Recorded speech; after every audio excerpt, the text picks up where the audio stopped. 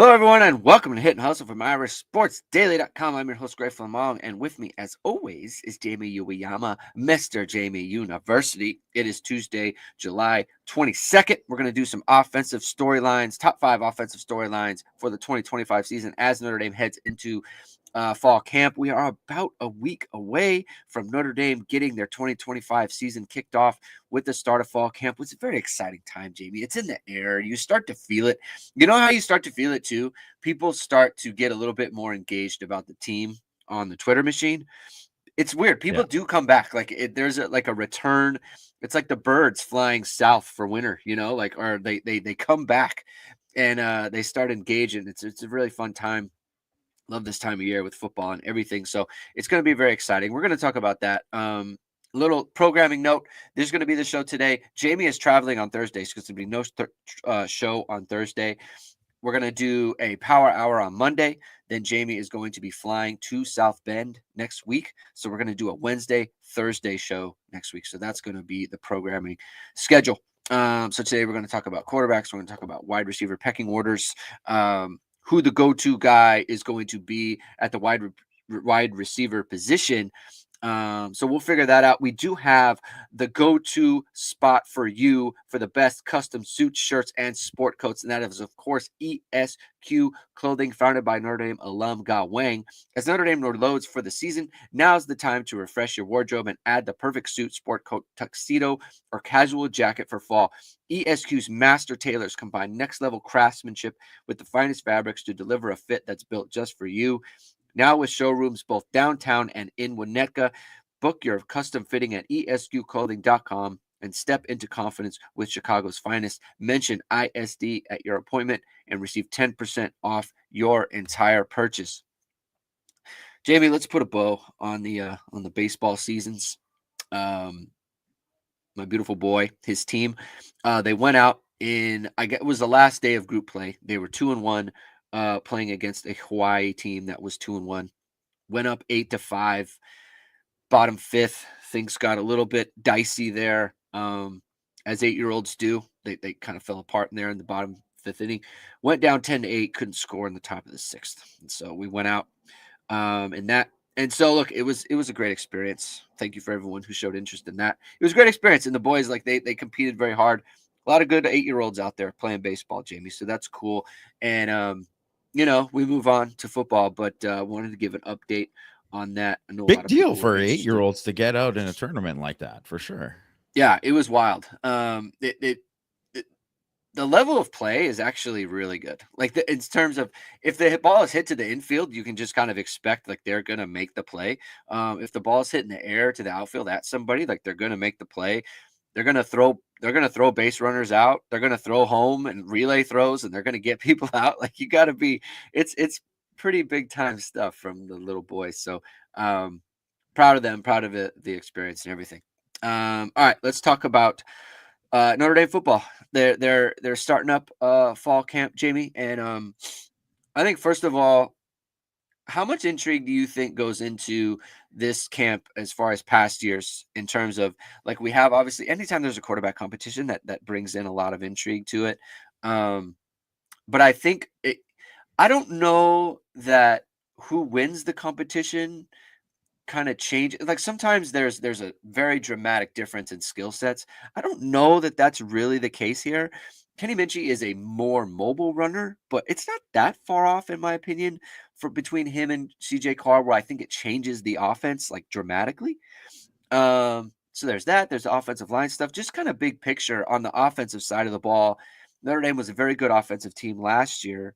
How much intrigue do you have personally, just going into what you think the Notre Dame offense might be at the start of fall camp here? I think there's way more intrigue this year, just based on everything. I know last year one of the things was because Riley Leonard didn't practice really in the spring, so that was the kind of thing that people wanted to see. Yeah. How does he look? And there's always been, I think in the last few years, there's always been because transfers come in, and you're always, how do these guys look? How does Bo Collins look? How do all these guys look? And I think that has been a thing, but I think it's always different when there's a quarterback competition and it doesn't feel like it definitely feels like CJ Carr's going in as the favorite, but it doesn't feel like, oh man, it's open and shut, right? Like it's open Yeah. and shut. Um, like when Jack Cohn was going against Drew Pine, it was like, Jack Cohn's going to win the job, like, Uh-huh. and I think people would be surprised if Kenny Minchie won the job, but they shouldn't be shocked. Yeah. They should be shocked if that happens. So, I think that adds, the extra level of intrigue. Obviously, Jugasaw being out, that adds a little bit of intrigue there, because if that wasn't the case, then you'd probably say all five spots up front are settled. Um, there's always, the fact that probably this is going to be the best group of receivers, since 2019, really, like at the top, just in terms of like the level of the receivers. Like, I got to be honest, in the last like probably like 3-4 camps, the DBs have just dominated. Yeah. And like you have no idea what's going to happen with the Notre Dame passing game, because they're going against Notre Dame's pass defense. And to be fair, Notre Dame's pass defense was great in all of those years, and last year was just truly elite. So I think that adds a little bit of intrigue. Like if you see guys making plays against Leonard Moore and Christian Gray, you're like, okay, like this is legit. Like that's a big deal. And just in general, I think too, there's just a lot of young guys that I think people are really excited about and really excited about seeing what they can be. And I think like last year, and I know part of it was guys like Anthony Knapp, and Aeneas Williams came in the spring, but those guys, you still didn't know what kind of role that they were going to have, or, if they would have a role. And then as time went on, you're realizing, oh, these guys are going to play this year. Like they're going to help the team. And that's always fun to see too. So I think there's a ton of intrigue, and I really do think that, like, they finished 6th in OF plus last year, combined FEI and SP plus ranking. I think, they can be a top 5 offense. That's the potential, right? And we kind of mentioned it on Power Hour, right? Like they can be that good. Yeah. Let's get into our first topic, which is the quarterback competition here. And I think this one is a little bit different in that, obviously, like you said, CJ Carr is the favorite to be a starter. But I think in previous years, especially when you're bringing in transfers, with Sam Hartman and Riley Leonard, like we've seen them, like Riley Leonard, obviously the year before got hurt, but the year before that, he was like a full-time guy and he went the whole season. When you have CJ Carr, when you have Kenny Minchie, neither of them has played at all. Zero full-time reps as the starting quarterback at Notre Dame. So you kind of figured there's a pretty good chance that one of them is whoever the starter might be is going to miss some time. The other one's going to have to play, if not one start, maybe multiple starts, right? So I think while we're evaluating, who the starter is going to be, we also have to like still pay attention to how, CJ Carr is playing or how Kenny Minchie is playing, to see like if they are going to be needed in a spot role, a spot start, a 2-game start, a 3-game start, or whatever it might be. Like there's still stuff to be evaluating, even when in years past it's like, look, we know that Steve Angeli is the backup, right, to Sam Hartman or Riley Leonard, right? Like those are the set starters. They're seniors, they're grown men, right? They have a physicality to them that doesn't really exist at quarterback this year, which is interesting. So I think that's going to be interesting to monitor here, Jamie, as far as like Notre Dame needs 2 quarterbacks who are starting capable. Now, whoever ends up winning the job, that's going to be tracked as well. But I think there's a lot more like, hey, we want to know how each quarterback is doing just kind of in a vacuum if they need to be Notre Dame's starting quarterback. Well, I think that's a great point. And I think there's going to be, no matter who wins the job, there's going to be like overreaction to that guy, and that guy being the guy for the next, amount of years, right? Yeah, Like that, yeah.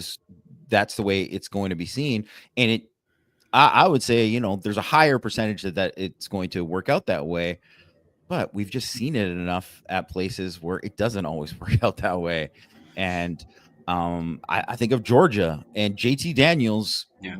was, the guy who was the highly ranked transfer, came over, Georgia during the 2020 season, was really good, played really well. If you look at his numbers, were like unbelievable. He was the starter at the beginning of the year, and then he got hurt, and then Stetson Bennett took over the job, and then he won 2 national championships, right? Like, that can happen. Look at Deshaun Kaiser. Like, that was not something that anyone had planned. Like, you could have said like a year before, it was like, well, Golson, he's going to be the thing. Well, no, it's going to be Zaire. Well, Zaire's going to be, well, no, he's got hurt. So now it's Kaiser. Oh, Kaiser's playing pretty well. Like, all of that, right? Like, it can flip quickly. Obviously, too, like, there's going to be points where early on in the season, I don't think that they'll have like a quick hook with whoever wins the job, but we don't know. Like, Would you if agree they it's think, quicker than it would be if someone like Sam Hartman or Ryan Leonard? oh, 100%, Yeah. 100%. Like, and then the other thing is too, is that if they're in a situation where in the first 2 games they could go 0-2, you have to look at it as like, we got to do whatever we can to win these games, because you might not make the playoff if you go 0-2 in those games. Those are the 2 best teams in your schedule. Just in preseason rankings, like that's where they're positioned. So I think that would be seen as disastrous if that happened for Notre Dame. So you can't, you have to do whatever you got to do to win the game. And we also don't know if like they're going to mix and match guys like later on. I don't think they're going to be split in series, but I think it is a possibility that you could, see both guys in some capacity. And I don't think that, to go off something that you said earlier too about, I don't think that the offense is going to be changed enough with either of them that it will be like a big deal if either one wins the job. I think that's, really what kind of people should focus on, is that it's not going to be Riley Leonard in terms of how they not going to march down the field on someone on an 18 play drive and Yeah. run a bunch of quarterback power. In fact, I bet they run like maybe quarterback power maybe 2 or 3 times all year or something like that, maybe even less. Like, I don't think you're going to see that. You're probably more likely to see a wildcat than you would see like which is obviously quarterback power, but you wouldn't Right. see that from the quarterback as much. And but that's also too, because that's how, like, Leonard was built, and these guys aren't built the same. They're different runners. Not that they can't be dynamic. I think Carr can be dynamic too. Maybe not quite as much as Minchie, but it's not that far off. A couple questions about the athleticism of these players. Jay Grizz asked, "What level of athleticism would you expect consider Carr to be on level of Ian Book, Hartman, Buckner, Meyer, Paulus? Someone else you can compare him to." Of those quarterbacks, I do have a specific person in mind. I'm wondering if you kind of meet me there. I would say Rick Meyer was a pretty good athlete. I think that's the answer. So that's who I was Rick thinking. Meyer was a pretty good athlete. He was a good athlete, yes. That's probably the closest to. I mean, to be fair, like maybe Jay Grizz remembers Rick Meyer. There's a lot of people who don't remember Rick Meyer. Yeah. It was, now that it's like over 30 years ago, so maybe they don't really remember him. They only know like the NFL version of him. But obviously, like, he ran the option. He was a pretty good athlete. Like, he was somebody that, Bill Walsh compared as an athlete to like a Joe Montana, right? Like that kind of guy where he was mobile, he could escape, he could run a little bit. And I think that's the way that I would look at Carr. And I don't think Carr is all that. The gap between him and like Leonard as an athlete and Minchie and Leonard as an athlete, it's not big. It's not huge. It's not, they're just different. They're just different. And that's the way that I would kind of put it. Justin Kane said, "I don't think Minchie is a true dual threat quarterback." Do you think he is? Yeah, 100% he is. 100%.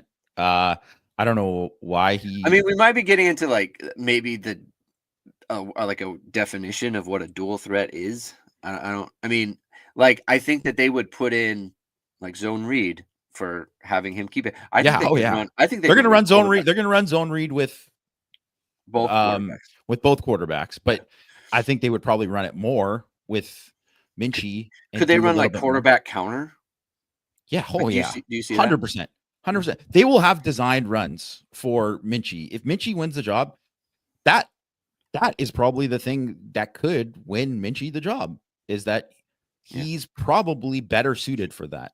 Um, and if I was going to say, because I know everybody is, on the car hype train, and they should be for, a lot of reasons, but just when have seen them, and it's very limited, obviously, it's extremely limited in what we've seen, but Minchie is better when it comes to those reads. He makes better Mm. reads when with that kind of stuff, and that's just based off what I've seen, and that's something too that Leonard was really good at.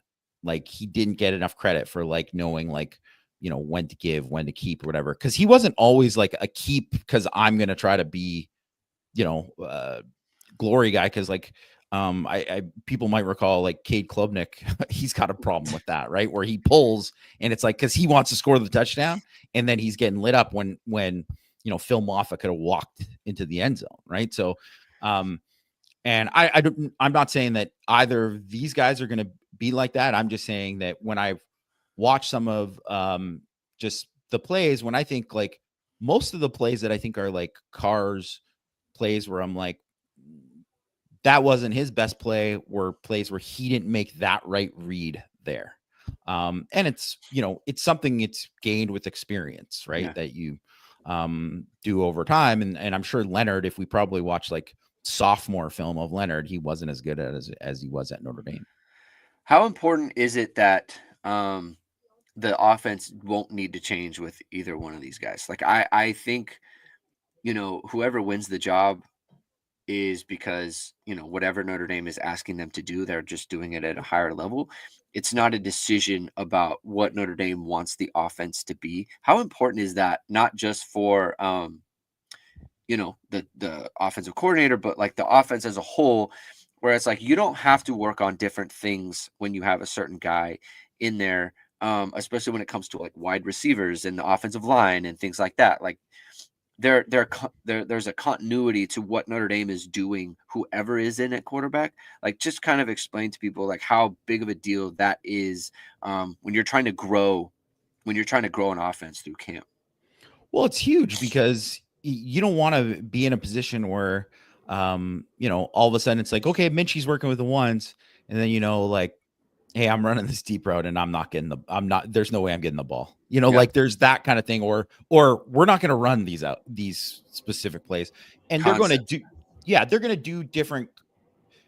Obviously, guys are going to be better at certain concepts, so they will tailor some stuff, but it's not going to be to the point where, man, we got to just throw this out of the playbook. Like there isn't going to be a ton of that. So I think, I mean, it's super important because um, there is an adjustment with any player that comes in. Everyone's got their own strengths and weaknesses. But if you are completely like running a different part of like the game plan changes so drastically with somebody else, then that's even harder to get a read on the evaluation of it too, right? For the coaches, right? Like because um what you can do in camp is going to be so much different than what you can do in an actual game, especially when it comes to like quarterback run game and all that stuff Yeah, too. So that part of it is a little bit harder to judge with everything, like because there's going to be some points where, well, this guy would have got blown down, and I don't think they're going to make them. No way they make either of them live. Like somebody asked that yeah, question on ISD, and I'm like, no way. Like that would just be stupid. They're not going to do that. Because these guys, they need to be healthy and prepared. But in saying that, they are going to come after both these guys in a way, like it's going to be ramped up. And I think one thing that it's easy to say, one guy has the lead or one guy's going to, I think this guy's going to be the guy. Well, when everybody's healthy on the defense and it's like, this is the first team defense you're going against. And fair enough, you're going to have more guys on help on offense too than you had in the spring. But they didn't face, neither of them faced that whole time. And now you're going to get X amount more reps against both these guys are going to get X amount more reps against the first team defense. And you can get exposed.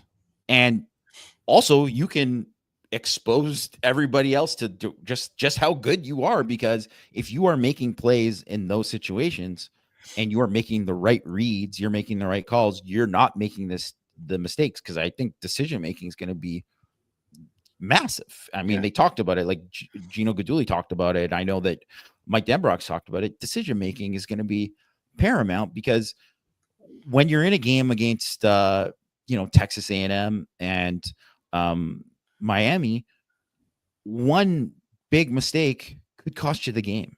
It could, right? And probably Notre Dame's defense is going to force their quarterbacks into mistakes too. So there's obviously a give and take there, but it's just when those games, it's just everything is just so important. The little details are important. It could be the difference between, hey, you win this game handily, or hey, this game's going to go down to the wire, or maybe you lose in the end. Yeah. Like Irish Steele asked the question about, how Marcus Freeman puts on the pressure. Like, the camp does just add pressure to it, right? Like everyone's going to feel a little bit more urgency. So that's there. And then, like you said, he's going to heat them up, right? And that's Notre Dame's been known to do that. And there's a physicality to the way that Notre Dame practices that also brings, a good amount of pressure onto the quarterback. So that's going to be something to track. And it's like we said, like, there's a lot of people talking about, CJ Carr's the favorite and this, that, and the other thing. And there's a lot of outlets talking about that. Listen, until you get into fall camp, you can be a favorite or whatever. Fall camp is a different beast in terms of intensity and in terms of the way everyone treats it. So look, I don't have a doubt about either one of these guys.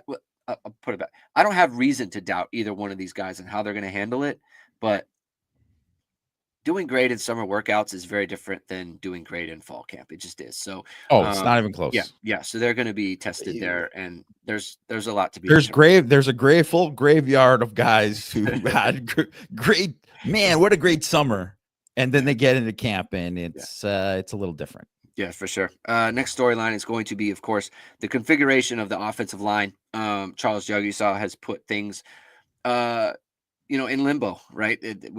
He broke his arm in the accident over 4th of July weekend. And so now I think we all thought there was going to be, it was kind of set in stone who the five are going to be. Now that's not necessarily the case. We have Sullivan Absher on the photo here. I think a lot of people think that he could just step in at guard. There's an option, I think, to put Anthony Knapp over to guard inside and have maybe Gerby Lambert, if he's ready to go, he can move to left tackle. There's also, a number of other configurations that could happen, but I think that's going to be something really big to track. And I know, in my opinion, if Joe Rudolph had his, I'm going to use the word druthers, which is something we heard on the 1990s era NBC podcasts with Randy Cross all the time. He always liked to use the word druthers. I think he likes Anthony Knapp at left tackle. I think they've always liked Anthony Knapp at left tackle, and I think they're going to go out of their way to keep him there. That's just my opinion. So whether it's Sullivan Absher, whether it's Joe Otting, who could move over and be a guard, and I know you really like Joe Otting, Jamie. Whatever it might be, I think they want Anthony Knapp to be the left tackle there. Maybe Gerby Lambert, right? Like he's big enough. Obviously, he's only worked at tackle. Maybe they could do something with him. Last year, Sam Pendleton being the starting left guard going into Texas A&M, I don't think anyone had that in their predictions on the shows and things of that nature coming out of or going into fall camp. So anything could happen here, but it's going to be very intriguing to track as fall camp goes on. Yeah, and I really think like it kind of opens everything up because if you recall, like one of the things when Strauth went down with his ankle and then um, Ashton Craig went out for the season, when he tore his knee. And then that was obviously when Pat Coogan and Rocco Spindler got inserted back into the lineup. But one of the things that happened was they had to decide who was going to be, in that spot when Shrouth came back. It was like, well, Rocco's played well and he's played better than Sam Pendleton. So then Pendleton lost his job, right? Even though Pendleton had won that left guard job during camp from Rocco, right? So, or from Rocco and Coogan, right? So I think there's a lot of possibilities there where all of a sudden, let's just say everything else stays the same and Absher comes in at right guard. If he's playing incredibly well, who's to say that Jagusa, they don't either he comes in and they say, okay, well, now we're going to put him back at tackle.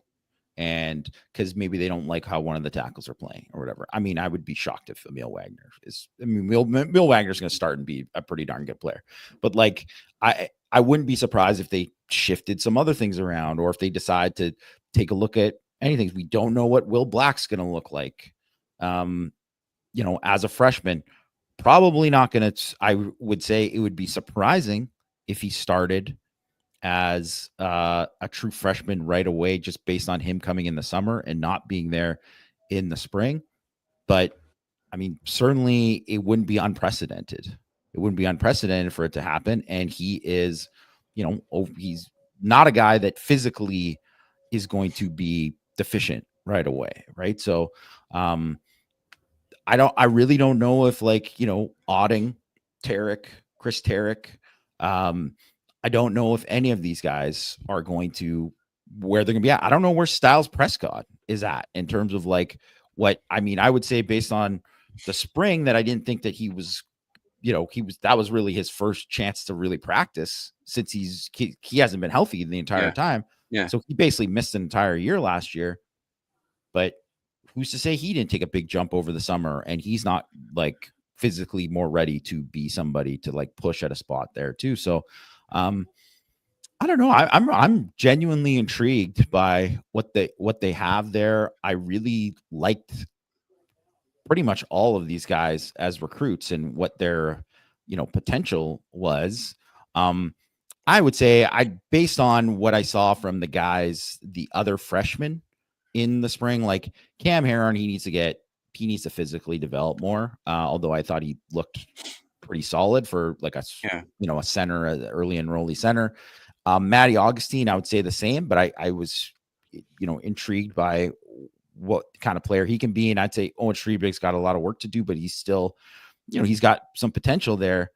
But just in general, like everybody else, and obviously Will Black would be the wild card. I mean, other than Peter Jones would probably be and Peter Jones and Devin Houston are the only guys that I would say I would be just absolutely floored if either of those guys got into the mix based on what we've seen. But all the other guys might have a shot, and it's up to them to kind of take advantage of it. And I've just seen enough times over the years, you just look at where guys like Trevor Ruland, and it looks like, oh, he's not at the level of certain guys, and he can't play. It's like Trevor Ruland played pretty well when he was inserted into the lineup. And guess what? If he would have went to a whole bunch of other schools, he would have been like a 3-year starter. That's just the reality of most of the guys at Notre Dame who are pretty decent. So it's that 6, 7, 8 guys, 6, maybe even 9. And which of those guys is going to really kind of step up, and they're going to figure that out. Yeah. And I think, again, last year they went with Pendleton, who ended up getting benched.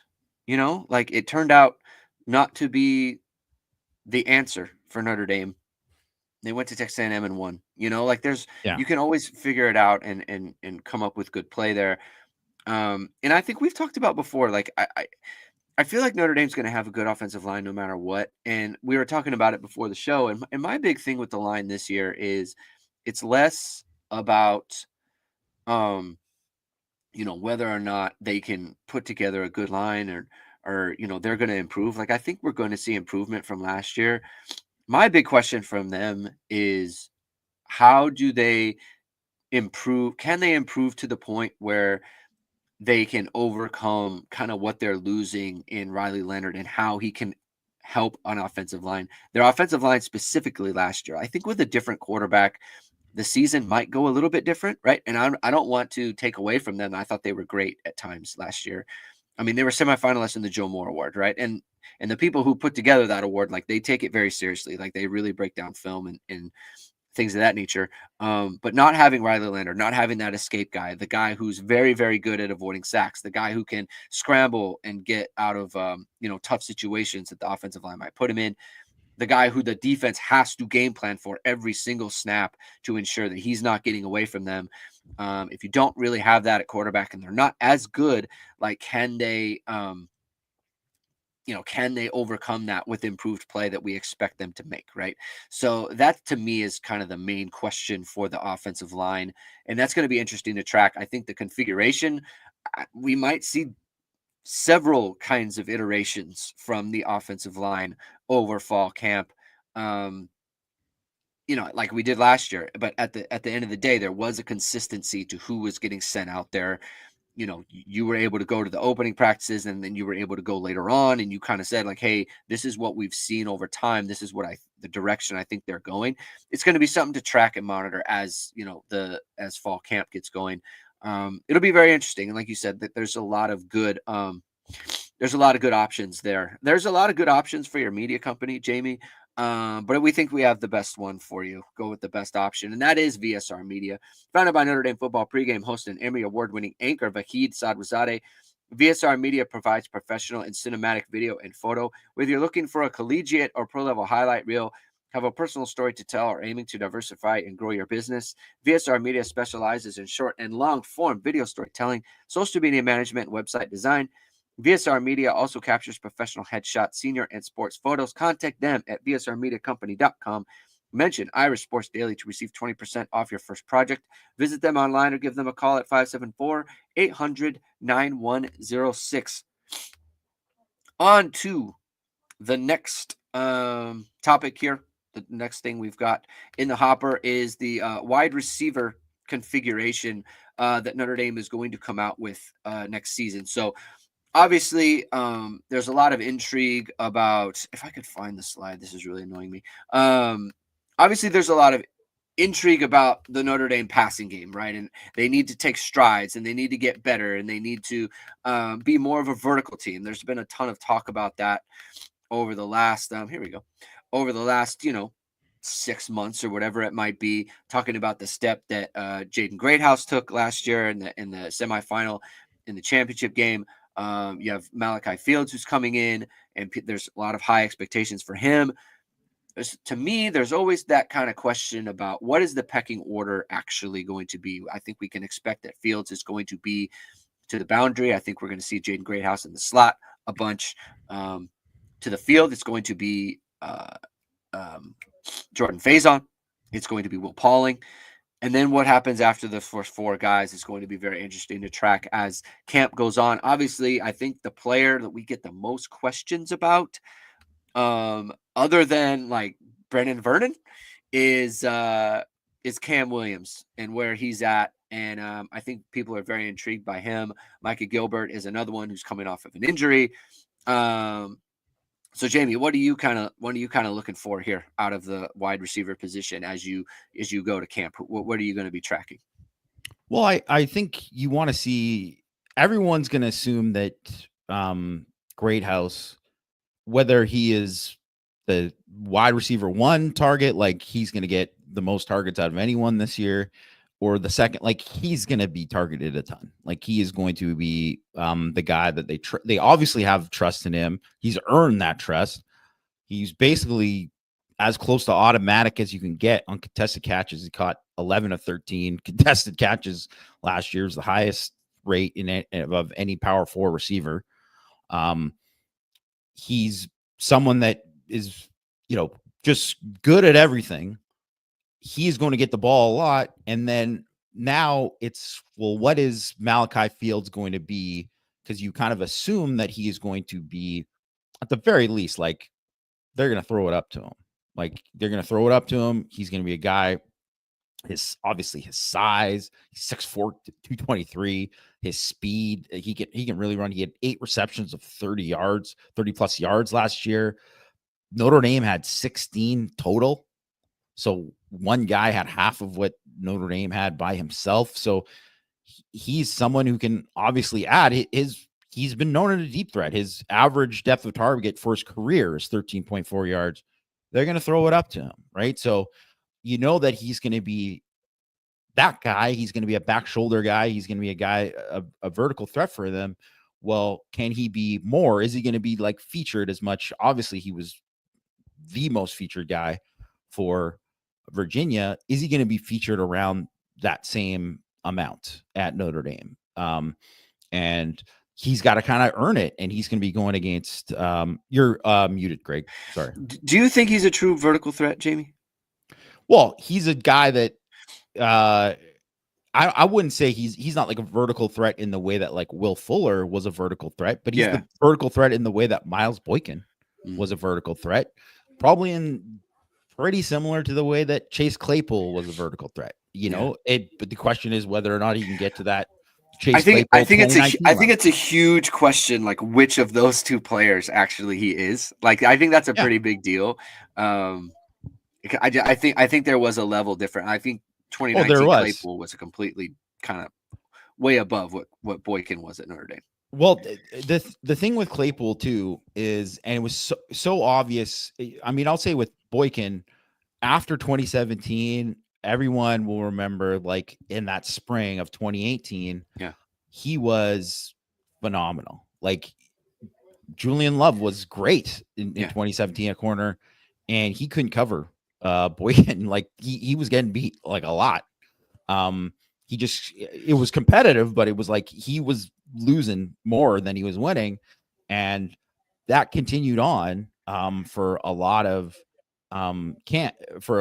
fall. But Love made it more even as they went along with Claypool, and it was him mostly versus Troy Pride the whole time. Like, I mean, I think almost was partially the reason why Troy Pride didn't have. I mean, he had a good year, but the way he didn't have a great year because he could not do anything against Claypool. What I've never seen a guy be that unstoppable. Like one-on-ones, team, anything they threw the ball to him, it was automatic, right? And I know when Christian was doing the beat, certainly Kyle Rudolph had like some like dominant times like that too. And Floyd was certainly one of those guys as well. But, for this recent, like last decade, Fuller was obviously, I mean, nobody could run with him or whatever, but he wasn't like rep in, rep out, just smoking people every single time. It was a lot more competitive. And with Claypool, it was just a different level. And then he continued to play like that the whole year. And then eventually, as the year went on, they just started being like, well, we just got to find ways to throw the ball up to him. So I think it's going to be super interesting to see what it is, because if I was Fields, and obviously there's the NIL part of it and all these other reasons why he chose Notre Dame, but like if you're looking at like Mike Denbrock and kind of what he did with some of the receivers at LSU or Alec Pierce and what they did at Cincinnati, I'm like, man, give me those chances. Because if he should be, licking his chops to get ready to like get those opportunities. And I think he is going to get a number of them, because I also think they need to take those. They need to be more explosive. They need to be like a much more of a vertical threat. They had the third lowest, deep passing rate out of any team in the country last year. And some of that had to do with the line, and they couldn't protect as long, especially early on. Right. And as the season went on, they did throw the ball more vertical. Some of it is also Ryan Leonard. He wasn't a good deep ball thrower. Right. And I think both Carr and Minchie are much better deep ball throwers than him. So that's gonna play a part in it. But I mean, I think that is something they're gonna give him every opportunity to, like, they're gonna go and say, like, hey, it's a scrimmage, first play of scrimmage. We're going deep to you right now. Like, they're Yeah. they're gonna do that.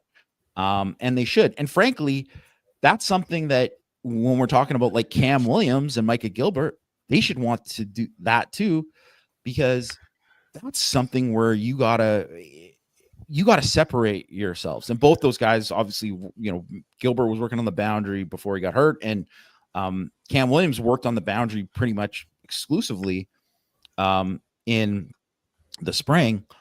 Like, Cam Williams is fast, he's big, he's got to be a guy who wins in that way. Yeah. Yeah. And he should be winning with like his strength and stuff after the catch and all that too.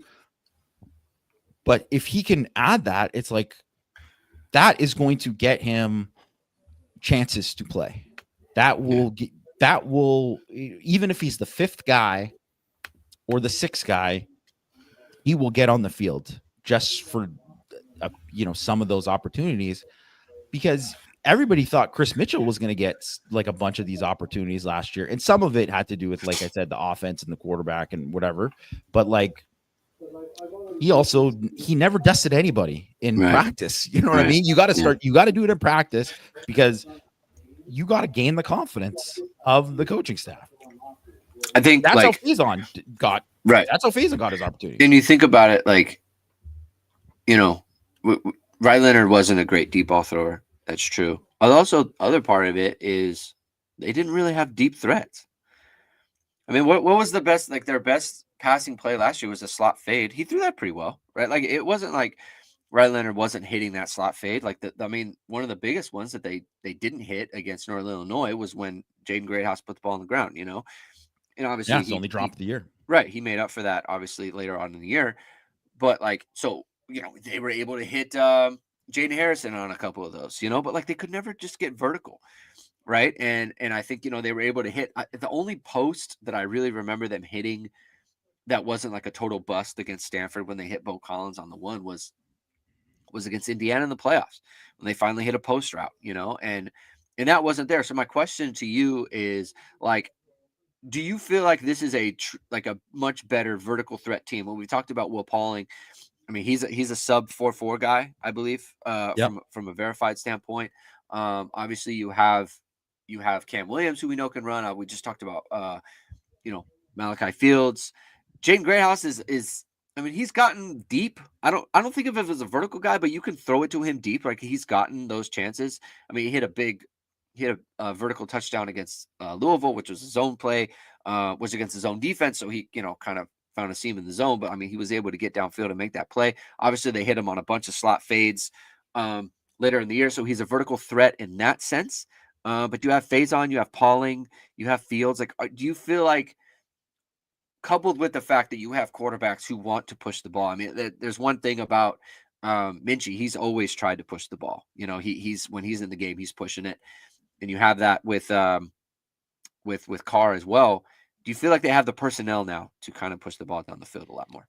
I mean, it's certainly way better, right? Like, I'm not going to say it's 2019 Alabama, with who they have, or even the 2022 LSU or 2023 LSU. Like, it's not that, but I think when you're looking at where Notre Dame was and where they've been, they just have way more guys. Like, and I think that was one of the things with why even like Lorenzo Styles wasn't ready to play in 2021. Like, he was not ready to play as a receiver, but they didn't have anybody else who was like fast that they could do it. So they had to kind of use him in that way to be like, we got to get some opportunities, right? And so I think that there's that. And I also think, like, Jeremiah Love, like, you got to find different ways to get him, and he doesn't have to be a vertical, but he should have more chances to make plays after the catch. And that has to be something that he's got to catch more balls beyond the line of scrimmage.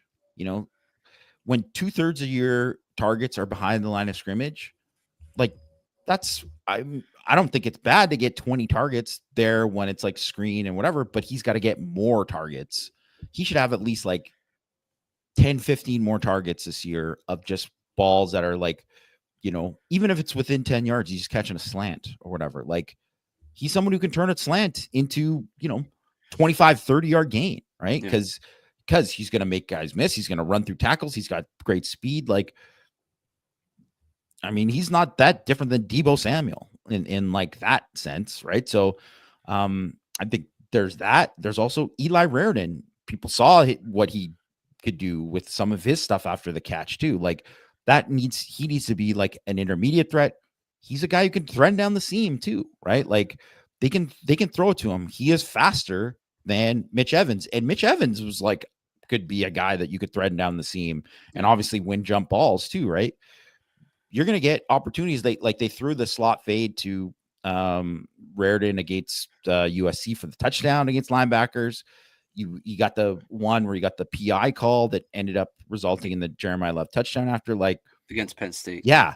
And that's something that, Mike Denbrock does really, really well, is get his guys into matchups, and they can win those matchups. And Raritan could be a matchup guy. And with more, obviously, reps in the game too, he needs to be someone that you can do that. He's not just a possession guy. Like, he's an after the catch, guy who can really like do more than the average tight end. Like, if you think of like Kmet, wasn't a burner by any means. He was, like a 4.7 flat guy or whatever, but they threw the ball to him vertically because they knew he could win, like back shoulder. He could do different things there and win. And also, if he was matched up in a linebacker, he could beat a lot of linebackers, right? He can beat a lot of linebackers.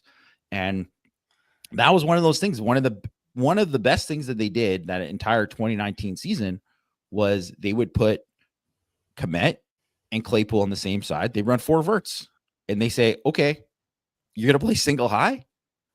You got to pick one of these guys, and we're throwing it to the other guy that you're going to help with. Right. So that's going to be something that they should utilize. And that doesn't have to obviously be Raritan and Fields, but it's like, well, Greathouse and Fields, Faison and Fields, whatever, right? Like, even if you're, talking about like, you're going to motion guys around, move guys around, you should get one of the big plays for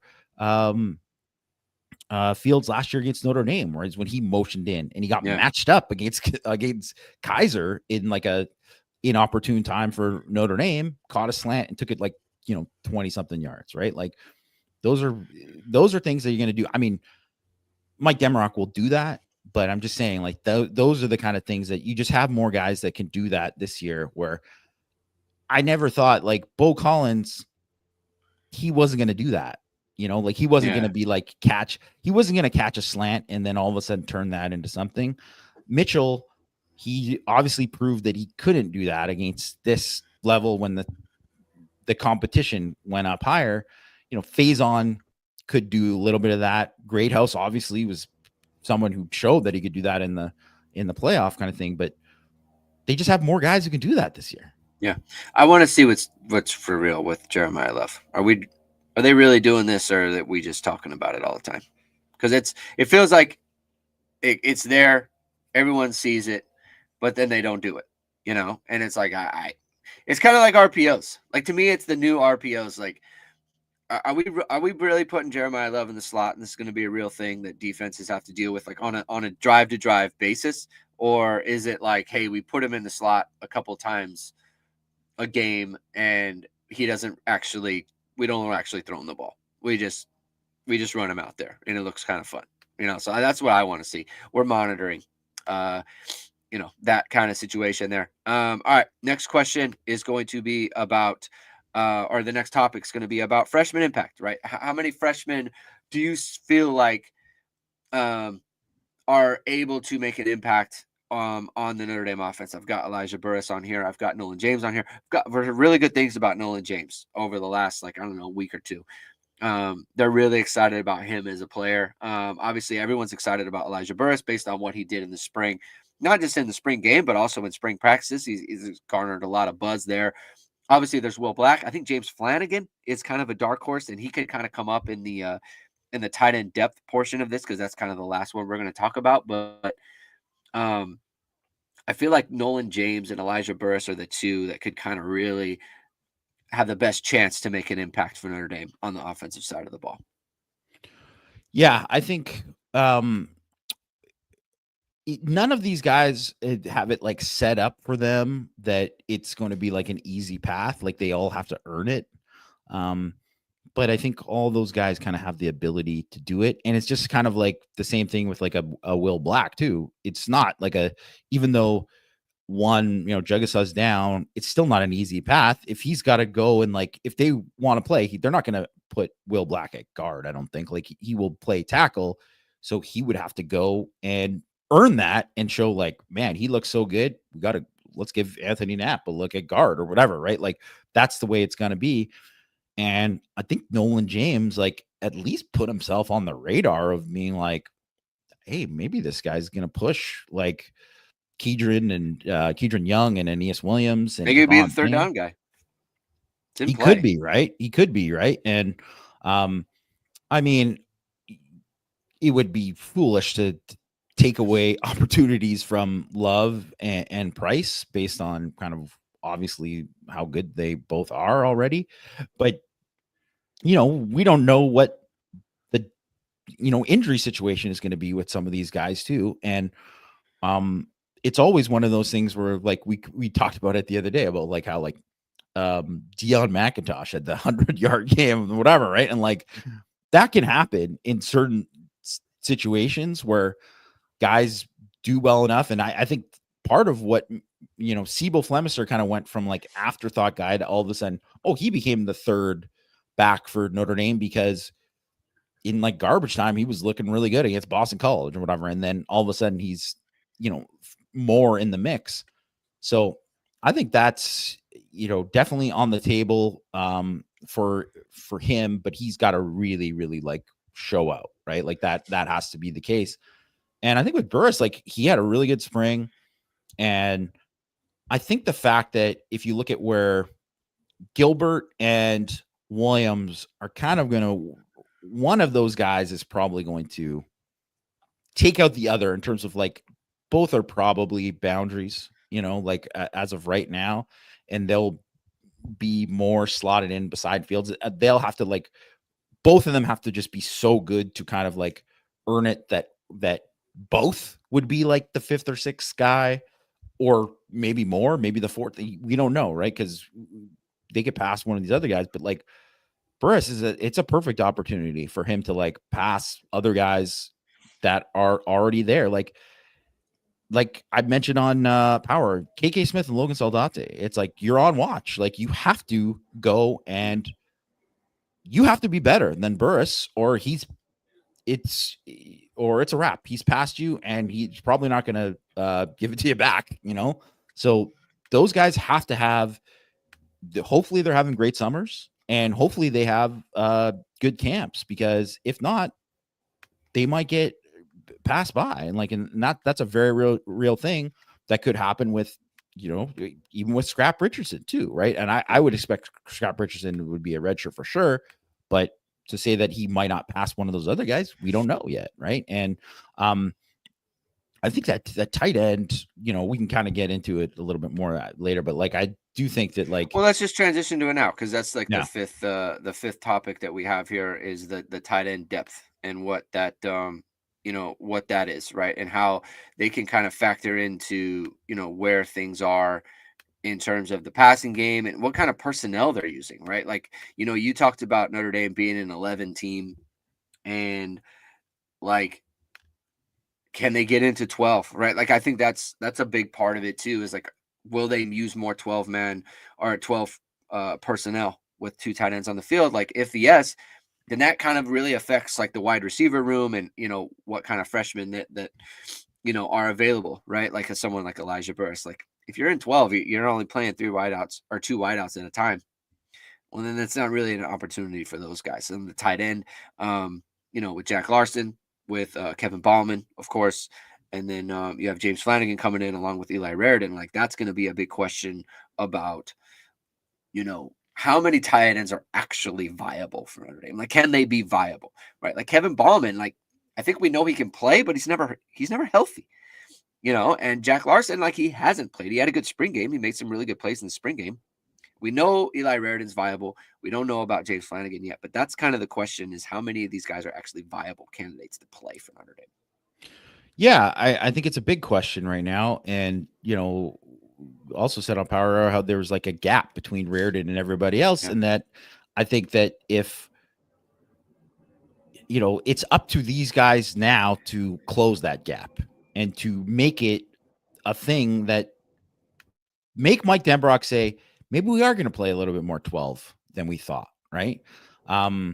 Because you have to go out and earn it. Like it's, obviously Michael Mayer was like a extremely highly rated guy. He was a 5-star kid, so it wasn't like a surprise that he came in and played right away, but he came in right away and they were like, well, this guy's got to play. And they had Tremble was supposed to be the featured guy that year, and he was great that season in 2020, but he wasn't the featured guy in terms of as a receiver. It was Mayer, right? And Wright, ended up kind of like getting kind of knocked down a peg because of where, Mayer kind of inserted himself into it. And I think that's the thing of like, can one of these guys make it like, or not just one, maybe can multiple guys kind of like force the issue and say like, I mean, what does Ty Washington bring in, right? Like, what is he bringing to the table, right? Like, what does that look like? Because he wasn't around in the spring, so it's just kind of unknown. It's a complete unknown about how he fits into the offense and what they kind of want him to do, what kind of skill set he's going to bring to it. Well, and I also think too, right? You're going to go into certain games where you're going to play more 12 because you're going to say like, hey, we got an advantage here. We want to run it down this team's throat. We're going to play heavy and we're going to do this. And if you look at like what, the Ohio State and Penn State, what they did at the end of the year, they played way more 12 at the end of the year and it benefited them. Both their running games really kind of took off. And that's kind of too when we're talking about like we always talk about playoff football and we're thinking the NFL, right? And how the NFL is a passing league, but they always talk about like, well, to win in the playoffs, you got to run the ball and stop the run. And I think that's partially not as true as it was like in, obviously 1989 or whatever, but it's still true that you have to be able to do that. And especially when there's going to be defenses that are like worn down towards the end of the year. Like, yeah, you want to lean on those guys and you want to be able to do that. And some teams too just aren't built to play against 12. They don't have, they're totally nickel teams and they don't even have a third linebacker that you could really be, that you could say like put in the box and say, we can trust this guy. And or they don't play it enough that they are good with their run fits against it. Like that was definitely like it's a weird thing to bring up, but like Washington, when they played Michigan in the national championship game, they were just all kinds of discombobulated against them because they were playing 3 tight ends. They were playing unbalanced lines. It was like they never saw that once. No team in the Pac-12 was doing that, right? Yeah. Like they weren't seeing any of that. And when you don't see that, even if you have dudes up front, I mean, and they didn't have like the type of dudes who would just dominate, but like even if you have the dudes up front, it's still going to be a lot harder. And you have to be able to kind of mix and match and do those things. So 12 could be important in some games. We don't know that like if I'm thinking about like Texas A&M right now, well, everyone, their starting back seven is back. They weren't great last year. Their back seven. I mean, the two linebackers were good, but like their DBs weren't that great. But they're probably going to be better this year, and they're replacing a bunch of guys up front. Maybe you want to try to run it. Maybe it's the fourth quarter, and you're saying, "Hey, we're going to wear you down here in South Bend," right? So, and maybe you don't want to completely spread the field out for your new quarterback who has, is playing their first snaps either at home or on the road against Miami. Right. So that's that versatility. Like, is it viable? right? Are they able to do that?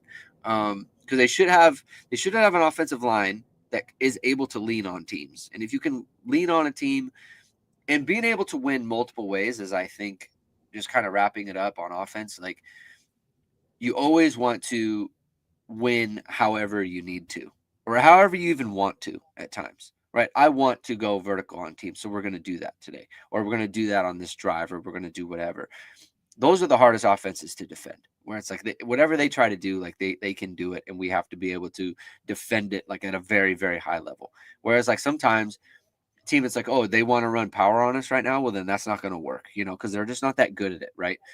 And I think there's a lot of offenses that have a limitation to it, and Notre Dame doesn't want limitations, and they do have the personnel, or on paper they have the personnel. We have to actually see if what that looks like in camp, right? So Jamie's going to be at camp. He's going to be monitoring all these things. Mike's going to be at camp. They're going to overlap each other for a little bit. We're going to have a ton of coverage of Notre Dame in fall camp. Matt's always working, kind of the background and getting the scoop on what he's hearing about the team. And, obviously not every practice is open for us to watch, and he's always getting the information on that. So it's a great time to sign up for irishsportsdaily.com. Go to the premium section and sign up for the info there. We'll be back next week on I guess it's Monday for Power Hour, then Wednesday, Thursday for Hit and Hustle as fall camp gets kickstarted. So thank you everyone for tuning in today. If you like what you heard, hit that like, hit subscribe, hit the notification bell. So whenever it is, we are going live. Again, we'll be back next week. Have a good rest of your week, everyone.